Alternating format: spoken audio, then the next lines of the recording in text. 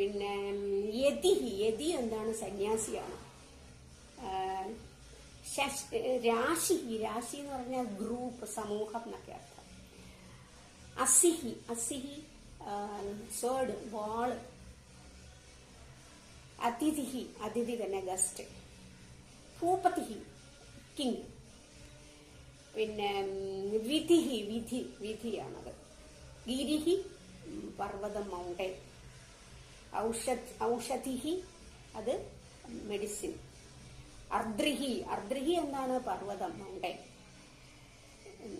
ജലധിഹി എന്താണ്? സമുദ്രം, ഓഷൻ.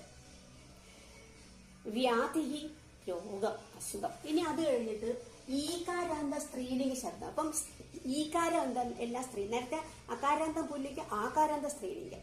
ഇവിടെ ഇകാരാന്തം പുല്ലിംഗം, ഈകാരാന്ത സ്ത്രീലിംഗം. അപ്പൊ നോക്കൂ, നദീ.